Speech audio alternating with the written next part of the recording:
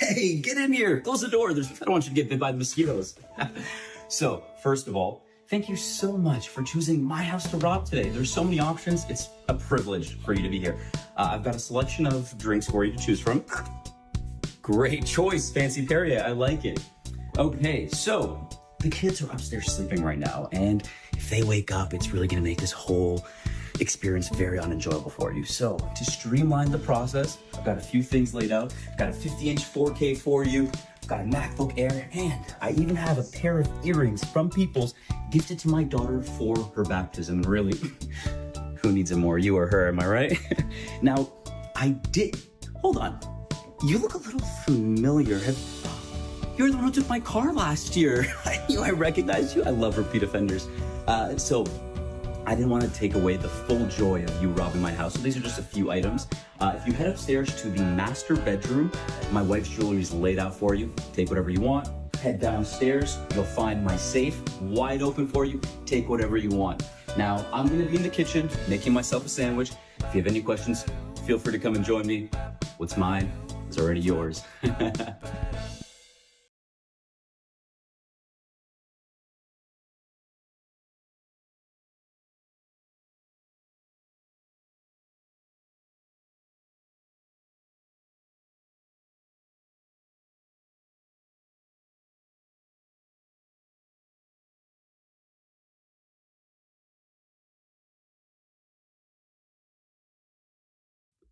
There it is. Yeah. I'm sure if you guys saw that that press conference with the Canadian chief of police, so you got to comply. You know, your best bet when there's there's an intruder who wants to either, grape your kids or steal everything from you, it's just best to comply. Now, when I see that, like, contrarian ways going, I'm like, okay, time to get guns. All right. Now in Winnipeg in Canada, it's easier to get a black market gun than it is a normal gun, because you have to go through all these hoops. I almost went through it. Like, I took the gun course that you have to take, and then it's like, okay, now you're just gonna have to register with the police to get your license. I'm out. Bitcoin has 21 million coins, but why this exact number? Not 20 million, nor 50, nor 100 million. The answer is hidden in the code. It's a story of math, history, and human limits.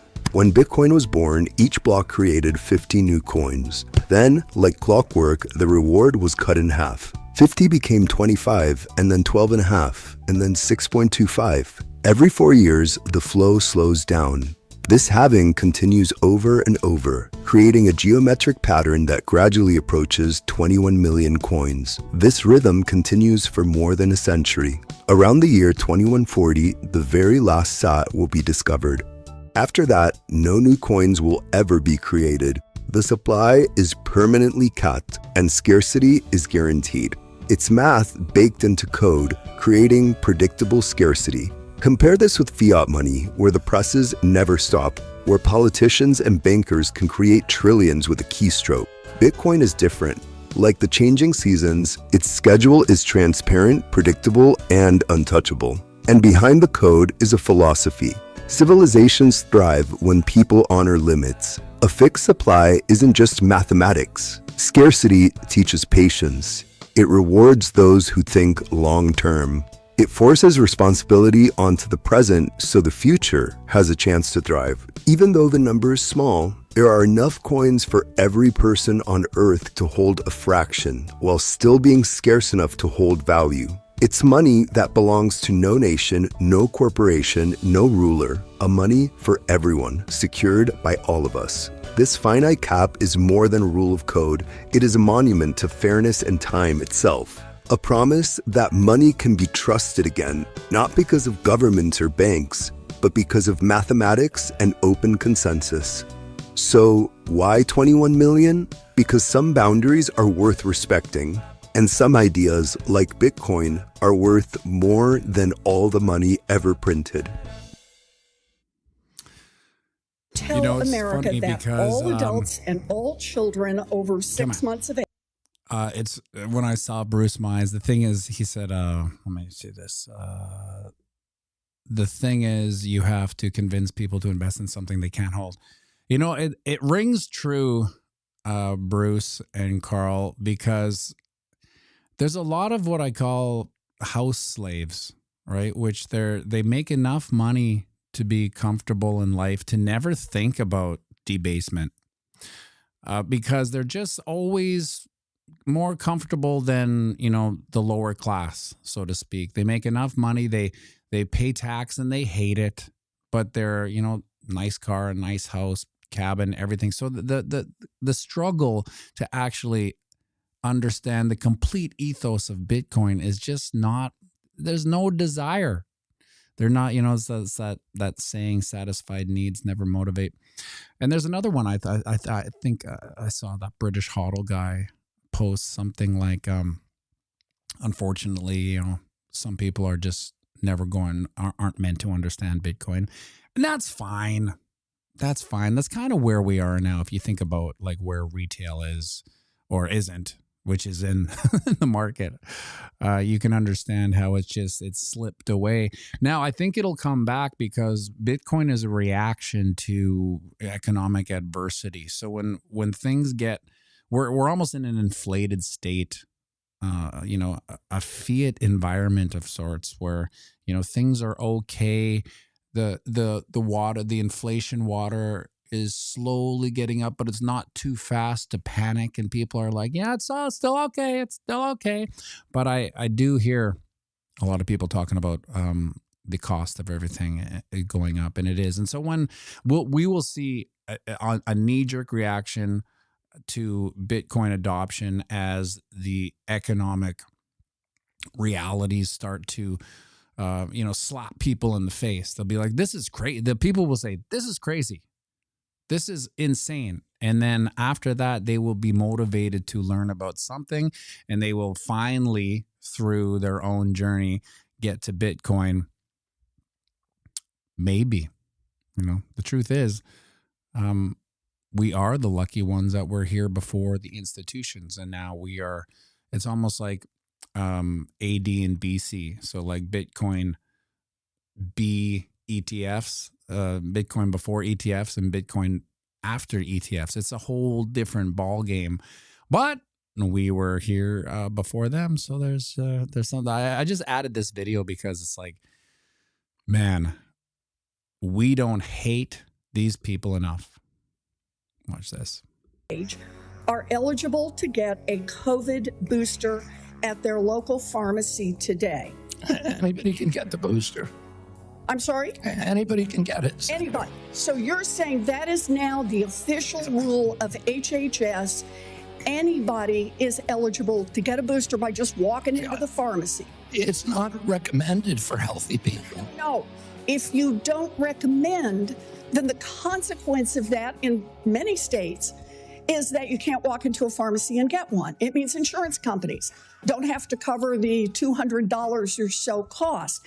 As Senator Dr. Cassidy said, you are effectively denying people vaccines. You're not going to recommend a product for which there's no clinical data for that indication. Is that what I should be doing? What you should be doing is honoring your promise that you made when you were looking to get confirmed in this job. You're going like this. That is, you promised that you would not take away vaccines from anyone who wanted them.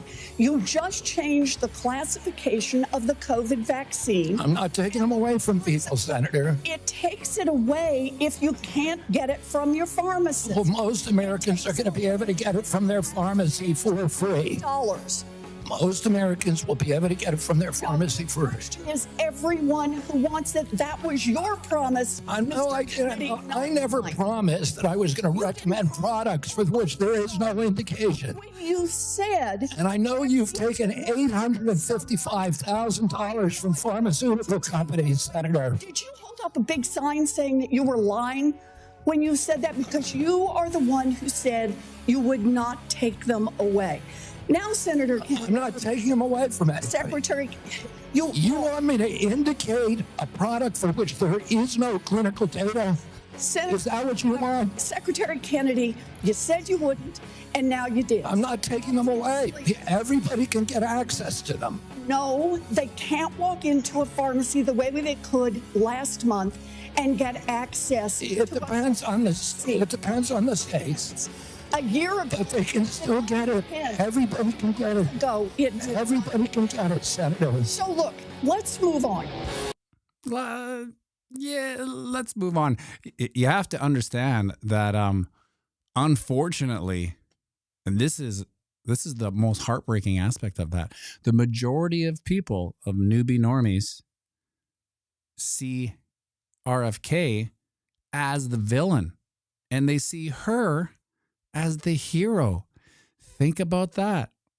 I know people in my family that if I were to show them this video, they'd be like, that guy's crazy. That crazy Robert F. Kennedy. At least there's women like this looking out for us. That's how upside down our world has got. And we don't hate these people enough. Like, so this is part of the shame ritual that the deep occult puts on you. So they have to, you know how we always say, how does this happen? How does this person, like, why is she still there? Like this, if this was the normal world, like let's say you had a business and she was one of your employees, she'd be fucking fired in a heartbeat, right?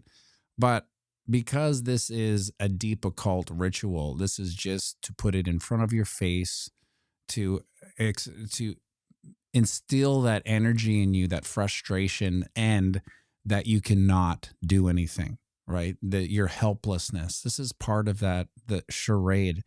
Now, I could argue even like maybe Bobby F. Kennedy's part of it, but I'm not sure. He has kind of like that dynastic legacy with his family, and usually things don't turn out too rosy for these the Kennedys. Unfortunately, you can't. You know, in this is part, like I think tomorrow I have this video coming out of gerontocracy, which is like rule by the old people, and it kind of goes into this aspect of like the opportunity cost of having dinosaur career politicians ruling over, especially the younger people. Like, so me as a Gen Xer, I'm kind of like on the top of the bell curve of like sanity and insanity. Like I've seen life this way, and I'm looking at life the way it's going to be. So it's really going to be more detrimental to say like Wick and Wick's wife being younger. You know, they're going to inherit the gerontocracy and the missed opportunities by being ruled by dinosaurs. But that'll be tomorrow, just to keep. I figure I'll put those videos out on the weekend. You know, when nothing's happening, instead of the weekday where people are just like, just talk about the TA, talk about the TA, just talk about the TA, talk about you want to hear the TA. There's nothing going on. I mean, one could really, really draw out this little cup and handle pattern playing out perfectly, but let's draw it out here just so we actually know what we're doing. Look at the handle too, just textbook. Now we have to break out of here, which is where we're getting pushback from. We have been rejected from. It's basically about 13K, 13.2.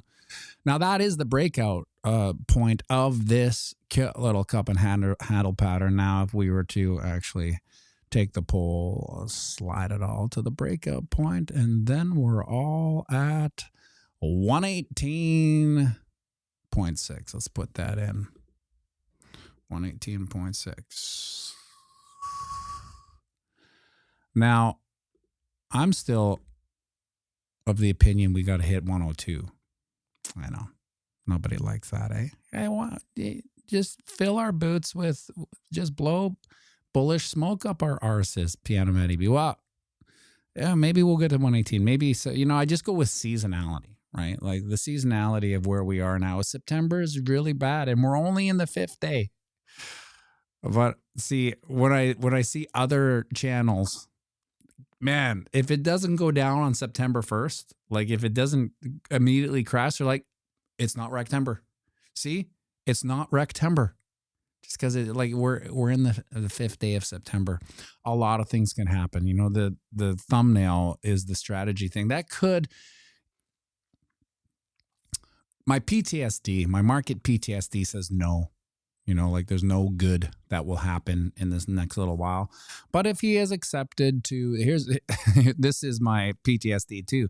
If he is accepted, it'll be a sell the news event, right? Because that's just the way this market has. This market is almost like a deep occult shame ritual for all the hodlers. It's like, it's almost like we have landed in financial fantasy island, and Mr. Rourke has asked us, well, what would you like to see in your stay on financial fantasy island? We're like, well, I mean, I'd like to see the price pump because of adoption of all kinds, institutional adoption, the nation state, the game theory, all these things that we're talking about in the bear market. I would like that to come to fruition, and all those things come into the market. Oh, well. Your wish is my command, pianomattyb and all the hodlers. But beware of what you wish for. And now, boom, they're all in here, and the market seems to be captured. And the crazy part is that if you go back to if we're at 108, essentially we've spent 2025, the bull run, at the same price, which is crazy. Now, and that it makes sense why no one cares about Bitcoin anymore, because no one cares about something that doesn't change in a year, right? People are here for the serotonin, the dopamine hits. They want the big moves. So far, we're just kind of channeling into oblivia, right? And that's why I can't get any traction as far as people caring about Bitcoin. Now, my argument on that is that we have to basically erase all. Like if we're going this far, we got to scrape the bottle, take that spatula and get all the icing out of that bowl. And then once it's empty, maybe we take off. Not sure. So this, 118.6, this is where this pattern would play out. And maybe if strategy is added to the S&P 500 today, I think they're going to announce it or announce they're not. It might be bullish, but, my market PTSD says, everything's opposite. So sell the news event, almost like the rate cuts. I actually think that the rate cuts. So let's go to 118. Let's play this out. If we pump until whenever the FOMC meeting is, the fifth, let's call it the middle of the month, 2 weeks or so. I can see us baking in the price to maybe 118. Maybe we play out to 118 by the 15th. And then the rate cuts will be a sell the news event, and we'll go to 102. Oh, how dare you, pianomattyb? Don't say that. Just be bullish. That's how the market plays out. I mean, can you a shakeout to 102? Now, anyone watching this knows 102 isn't that bad. It really isn't that crazy of a dip from 124. It's not even 30% really. But that would shake out it would take all the icing out of the bottom of the bowl, and we would move on to it. Now that's just my market PTSD, because now I live in a world where Mr. Rourke fulfilled my fantasy. Him and Tattoo. Remember Tattoo? The midget? The plane, Mr. Rourke, the plane. Remember that when that was a character on TV? What was that guy's name? Something. Apparently he was like a bizarre womanizer, which is, I get, because it goes back to my loser thing. If you have no experience with women, the first thing you do with money is blow it on whores, right? And so it makes sense if he was a midget all his life. This took a turn fast. That as soon as he got some scratchola, he's like, well, let's get, let's hire some of those women there. Might make my own fantasy island here. Anyway, I don't even know where I was going with beware what you wish for. So now we're living in a world where all of our fantasies have come true as far as bullish feathers in our chapeau. You know, we have the institutions, we have the nation state secretly buying. You know, I love how everything's secret. So even yesterday, I was having this conversation about the Epstein files, and I saw a video. I'm like, this can't be a Epstein survivor. She was the happiest, giddiest. It was like this black girl doing a press conference. And as long as they're saying we know and we'll tell you later, you know it's all bullshit. Because this is what a normal person would do, and I consider myself a normal person. Let's say it was me and I was a slave in this scheme for 10 years. I would take my phone and make a video, and I would say all the names, and then I would load it up into Twitter or YouTube or Rumble or wherever it had to be, because that's what normal people do. Now, people that don't have the answers will have press conferences saying that they're going to release it. It's the ultimate in kabuki theater, right? They're just like, instead of Who Shot Dallas, and that was a lot of 80s references here, Fantasy Island and Dallas. Remember Who Shot Dallas? That was the big cliffhanger of, I don't know, 1987 or something. Maybe it was earlier, 84. That was the cliffhanger of our lifetime. Now the cliffhanger is who's on that list? We'll tell you. Just, I'm not going to tell you with all the cameras and the microphone and the massive coverage on every outlet that this is going to. I'm not going to say it now, even though I could, because I know, right? I know who all the people were. I don't have all the answers, but I'm not going to tell them right now. You know, in front of everybody, in front of the world, all these cameras, all these little press junkets. This is not the right time to tell you. In fact, that's right, Mr. Dinkles, J.R. Ewing. This is not the right time to tell everyone, you know, with the cameras and the TV stations and the massive coverage and the microphones and everyone watching. This, not the right time. You know, we'll wait. I know it. I will tell you. I'm going to tell you. Just not now. It's not the right time. These microphones, these cameras, you know, these media junkets. Not the right time. Over on the ding dong, if we want to be bullish here, let's get rid of this cup and handle guy. Where is it? Where is the cup and handle guy? That's the fat man. Where'd it go? There it is. God, I have so many weird things here. V-shaped R, cup and handle, Target Jerome, Operation Red, John Travolta, MC Hammer, Rectangle, Black Slug, Pong, 3D animation, bull flag. So many assets on this. This is why it always happens. Or it always gets something weird happens, like there's no volume at the beginning. Anyway, if we want to get a super bullish on the ding dong, which might as well, because you know what the hell else is happening here. We can do a inverse head and shoulders.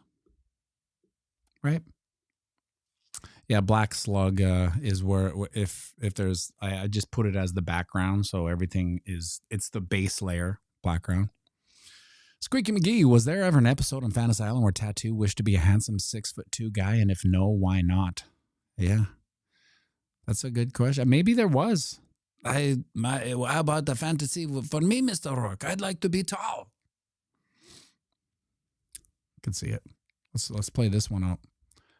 This is probably would co-inline or confluent with take the poll, you slide it all to the breakup point, which essentially we're kind of at.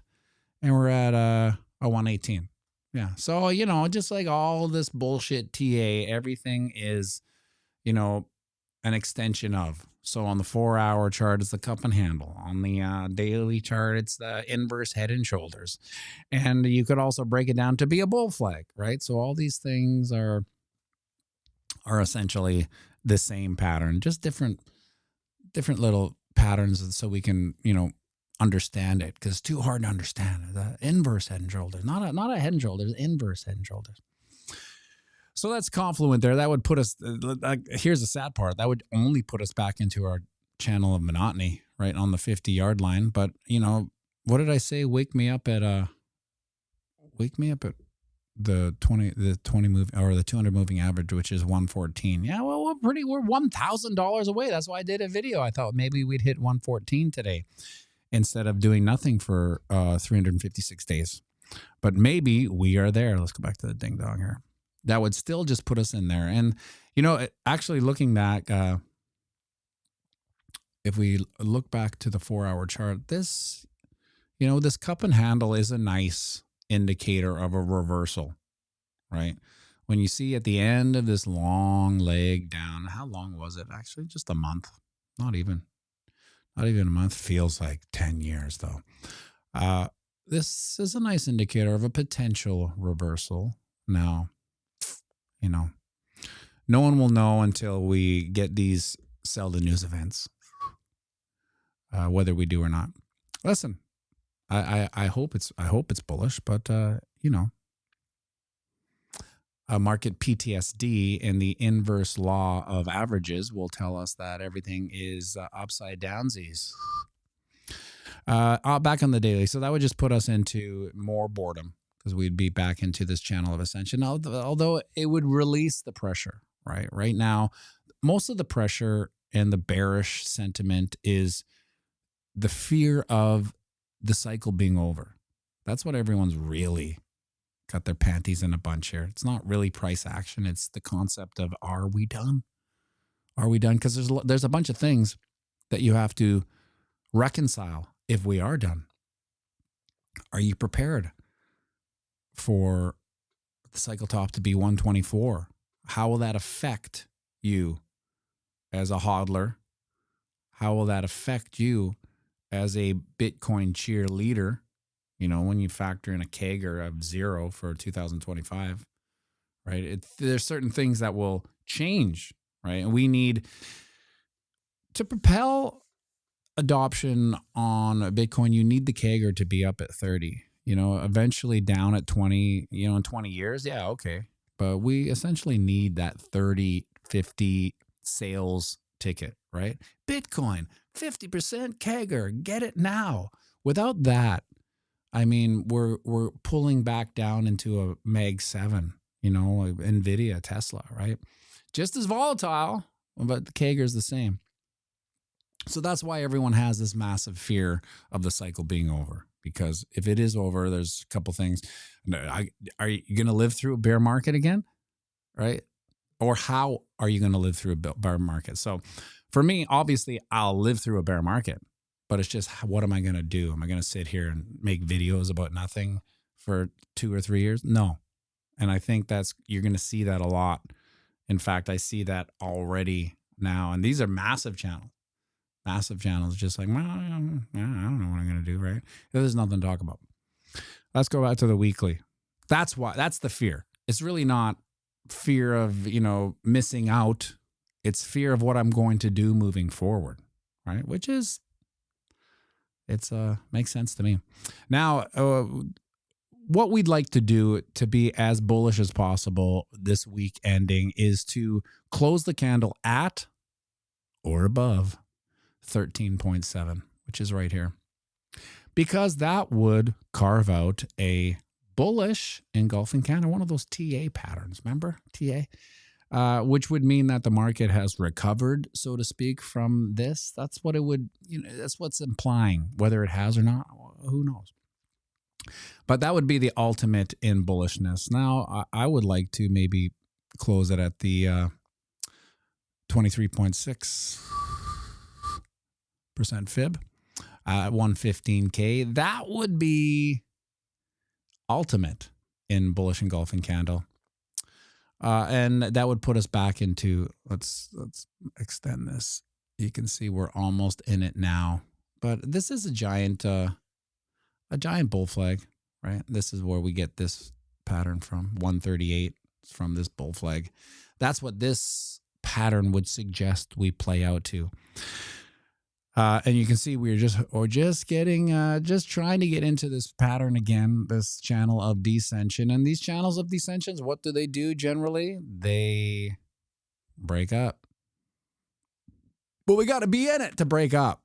Right now we have broken down off it. Yeah, that kind of negates what the hell this thing's doing. Look at where it, you can't make this up, folks. Look at where it found its bottom at the 61.8% fib. Like clockwork. It's almost, more simulation than it is TA. Fact that she always goes down to the old 61.8% fib. Tonight, I might get Duke to open up the show at the piano bar. I'm trying to incentivize him, give him, I might give him $20, because he wants to earn some money, right? But he doesn't know how, because he's just like, well, what am I supposed to do? I'm like, okay, well, how about you come and open the piano bar in front of people? And if you do a good job, I'll give you $20. Now, I wish I had that when I was a kid. $20. $20. I don't think $20 even. He wants to get this stupid thing, which I'll never get. But it's a way for him to make money. And yeah, I guess at the end of the day, it's super hard to make music in the money business. Make sure you like and subscribe.